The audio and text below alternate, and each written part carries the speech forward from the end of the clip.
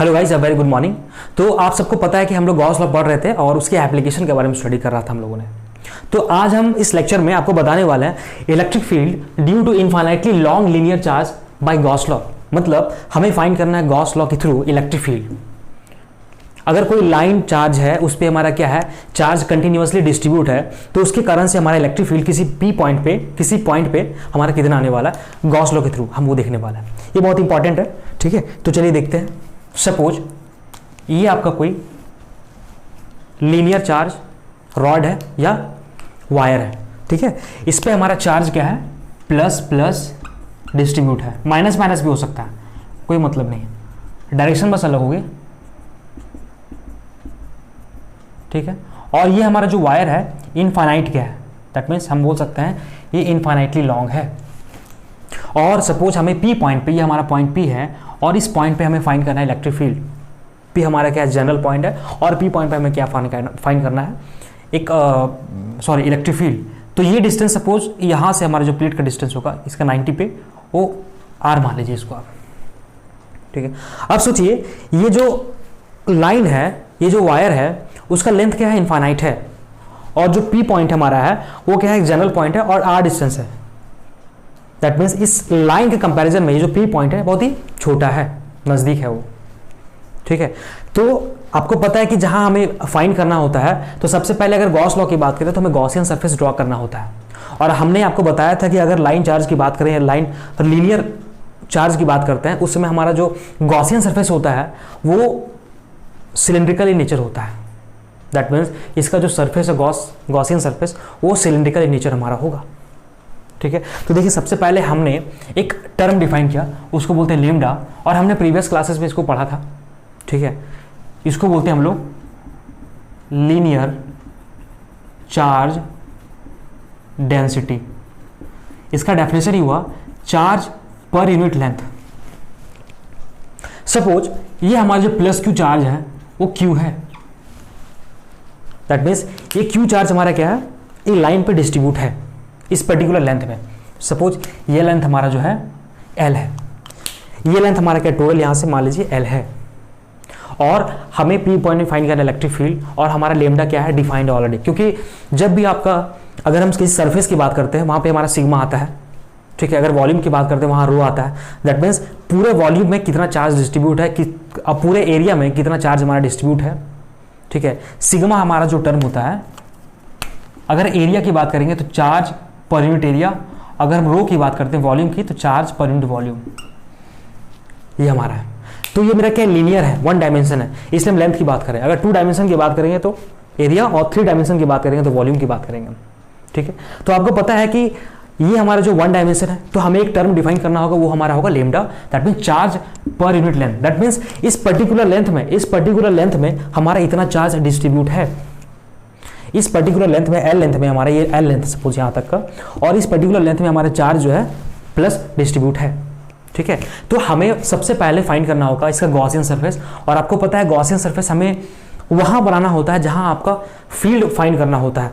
ये हमारा क्या है, पी पॉइंट हमारा क्या है, तो पी पॉइंट से हम लोग क्या करेंगे, सबसे पहले हम लोग गॉसियन सरफेस ड्रॉ करेंगे। तो ये हमारा जो गॉसियन सरफेस होगा, ये आपका गया है गॉसियन सरफेस, ये सपोज। अब गॉसियन सरफेस इस तरह बनाएंगे कि आपका सिमेट्रिकल इन नेचर आना चाहिए। अगर सिमेट्रिकल इन नेचर नहीं है तो सही नहीं है। ये आपका क्या है, गॉसियन सरफेस, ठीक है। ये आपका हो गया गॉसियन सरफेस, ठीक है। ये हमारा क्या हो गया, गॉसियन सरफेस, गॉसियन सरफेस, ठीक। तो सबसे पहले हम लोगों ने क्या किया, सबसे पहले हम लोगों ने एक टर्म डिफाइन किया, उसको बोलते हैं हम लोग lambda, linear charge density, that means charge per unit length. इसको अभी हम लोग हटा देते हैं, ये जो टर्म है, क्योंकि हम लोग यहाँ पे लीनियर की बात कर रहे हैं तो टर्म हमारा क्या होगा, हट जाएगा, ठीक है। ये हमारा हो गया। सबसे पहले हम लोगों ने क्या किया, गॉसियन सरफेस ड्रॉ किया। तो आप देखिए ये जो सरफेस हमारा है इसकी तीन पार्ट है। पहला हमारा जो पार्ट है, एक सर्कल का पार्ट है फर्स्ट, ये हमारा कर्व सरफेस है, और हमारा क्या है, ये circle third part. That means तीन सरफेस हमारा है।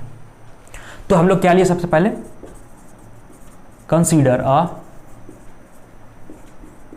Gaussian surface which is in cylindrical in nature, ये बहुत इंपॉर्टेंट है। दैट मीन्स हमने जो लिया है वो किस नेचर का लिया? सिलिंड्रिकल। दैट मीन्स ये हमारा क्या था? अगर कोई वायर होगा, हमारा रॉड होगा, तो उसका जो गॉसियन सरफेस हमारा बनने वाला वो सिलिंड्रिकल बनने वाला। अगर पॉइंट चार्ज है स्फेरिकल बनेगा, या प्लेन स्लिट है तभी हमारा क्या होगा? सिलिंड्रिकल बनेगा हमारा। तो सबसे पहले आपको फाइंड करना है गॉसियन सरफेस हमारा क्या है, ये हमारा हो गया।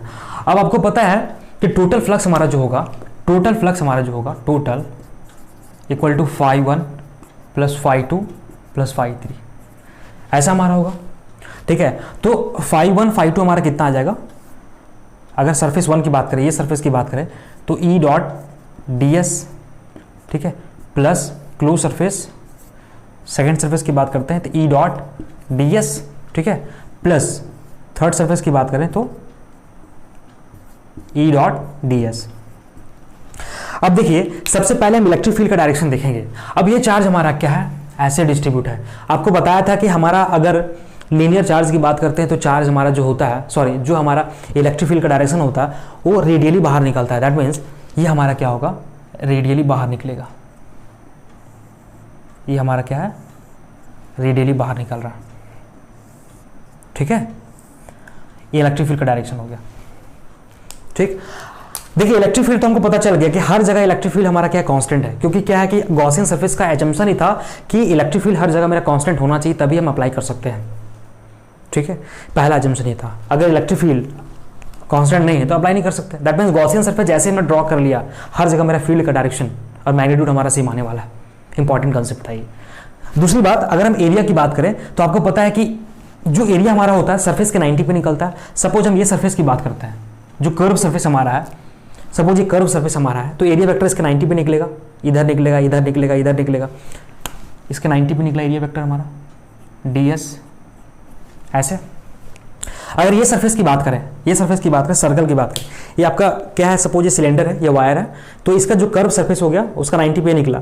अब ये टॉप वाला पार्ट, बॉटम वाला पार्ट, तो टॉप वाला पार्ट हमारा क्या सर्कल है, तो इसका जो एरिया वेक्टर होगा वो 90 पे निकलेगा ऊपर की तरफ, और इसका जो एरिया वेक्टर होगा ऊपर की तरफ निकलेगा। हमने पहले बताया था कि जो अगर क्लोज सरफेस की बात करते हैं तो जो एरिया वेक्टर होता है वो सरफेस के 90 पे निकलता है आउटवर्ड, बाहर की तरफ। ये इंपॉर्टेंट कंसेप्ट था। ठीक है, तो इसका जो एरिया वेक्टर आएगा वो ये ds सरफेस के 90 पे, और ये हमारा क्या है? ds सरफेस के 90 पे, ये हमारा हो गया। ठीक है, देखिए हम लोगों ने यहाँ पे डिफाइन कर लिया ds। इलेक्ट्रिक फील्ड हमारा क्या है? इस डायरेक्शन में है, और ds हमारा क्या है? इस डायरेक्शन में। अगर सरफेस 2 की बात करते हैं, दैट मीन्स पहला सरफेस, अगर हम सरफेस 1 की बात करें तो थीटा हमारा जो होगा वो कितना होगा? अब सरफेस 1 कौन सा था? सरफेस 1 हमारा ये था, और थीटा हमारा क्या होता है? Angle between electric field and area vector. तो इलेक्ट्रिक फील्ड हमारा इधर है और एरिया वेक्टर हमारा किधर है? 90 पे है। अब देखिए एरिया वेक्टर हमारा इधर है, ठीक है, दैट मीन्स थीटा हमारा कितना है? 90 डिग्री। हम बोल रहे हैं एरिया वेक्टर इधर है। देखिए ये हमारा क्या है? ये इलेक्ट्रिक फील्ड का डायरेक्शन है, और एरिया वेक्टर हमारा क्या है? इधर है और इधर है। एरिया वेक्टर हमारा इधर है और इधर है, और इलेक्ट्रिक फील्ड का डायरेक्शन किधर है? उधर है। दैट मीन्स दोनों के बीच हमारा जो एंगल आएगा वो 90 डिग्री आएगा। सरफेस अगर 1 की बात करें, अगर सरफेस 2 की बात करें, 2 सरफेस, तो थीटा हमारा जो होगा वो 0 डिग्री होगा। क्यों? क्योंकि एरिया वेक्टर हमारा जो है उसी डायरेक्शन में है, और हमारा जो इलेक्ट्रिक फील्ड जो है उसी डायरेक्शन में है, तो हमारा जो एंगल होगा वो 0 डिग्री। ठीक है, अगर थर्ड सरफेस की बात करें,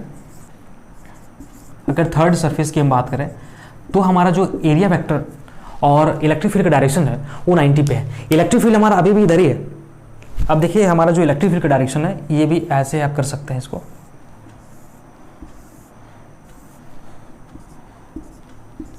ये हमारा ऐसे है। ठीक है, तो देखिए सरफेस थर्ड में हमारा जो है एंगल 90 डिग्री है, ये हमारा हो गया। इंपॉर्टेंट, ध्यान में रखिएगा। तो सरफेस 1 एंड सरफेस 3 के वैल्यू हमारा 0 आने वाला है, क्योंकि ई डॉट ds अगर टूटेगा हमारा तो cos थीटा हमारा आएगा, cos 90 क्या होता है? वैल्यू 0 होता है। दैट मीन्स हम क्या लिख सकते हैं इसको? Surface 1 e ds cos theta, plus अगर सरफेस 2 की बात करते हैं e ds cos theta, plus अगर सरफेस 3 की बात करते हैं e ds cos थीटा। तो थीटा का वैल्यू अगर हम सरफेस 1 की बात करें तो 90 है, और थीटा 3 मेरा क्या है? थर्ड सरफेस की बात करें तो 90 है। दैट मीन्स ये वाला टर्म और ये वाला टर्म मेरा जीरो हो जाएगा। क्यों होगा जीरो? क्यों होगा जीरो? क्योंकि थीटा मेरा क्या 90 है और कॉस थीटा वैल्यू कितना होता है 90। अगर थीटा में यहाँ पे 90 पुट करें, अगर थीटा यहाँ पे 0 पुट करें और थीटा हमारा यहाँ पे 90 पुट करें तो वैल्यू 0 हो जाएगा। और कॉस थीटा हमारा कितना होता है 0 पे, वो 0 होता है। तो हमारा टू सरफेस की बात करें तो टू सरफेस हमारा कितना आएगा EDS। और आपको पता है कि हमारा जो E होता है कॉन्स्टेंट है क्योंकि गॉसियन हमने मान लिया है, ठीक है। तो हमारा जो फ्लक्स आएगा, फ्लक्स हमारा जो आ गया E बाहर निकाल दो आप DS सरफेस टू, ठीक है। और आपको पता है कि फ्लक्स हमारा जो होता है गॉसियन के through net charge inside to the epsilon naught, मतलब इनसाइड हमारा कितना चार्ज है। अब देखिए ये जो हमारा गॉसियन सरफेस है, देखिए ये तो इनफाइनाइट था, इनफाइनाइट हमारा था, लेकिन इसके अंदर हमारा जो चार्ज आया इतना ही पार्ट आया ना, यहाँ से लेकर यहाँ तक हमारा क्या है चार्ज आया। तो आपको पता है Q हमारा जो होगा इनसाइड हमारा कितना था Q था, और Q हमने क्या लिख सकते हैं ऐसा Q equal to lambda in 12। क्योंकि क्यों लिख सकते हैं ऐसा? क्योंकि हमारा क्या पर यूनिट लेंथ के लिए वो डिफाइंड था। Q इनसाइड हमारा कितना है Q है, ये चार्ज हमारा क्या डिस्ट्रीब्यूट है। दैट मीन्स Q को हम लोग लिख सकते हैं लेमडा L, ये हमारा होगा। तो आपकी जो आंसर आ जाएगी EDS equal to lambda L epsilon naught. और आपको पता है DS दैट मीन्स अगर कर्व सरफेस की बात करें, ये हमारा क्या है, अगर रेडियस R है और इसका लेंथ L है तो 2 पाई RL इसका क्या होता है कर्व सरफेस एरिया। तो DS हमारा कितना आ जाएगा 2 पाई RL, ये हमारा आ गया। That means lambda L by epsilon not, ठीक है। ये वैल्यू काटेंगे आप लोग तो आपका आंसर आ जाएगा E equal to lambda by 2 pi R epsilon naught, ये आपका वैल्यू आ जाएगा,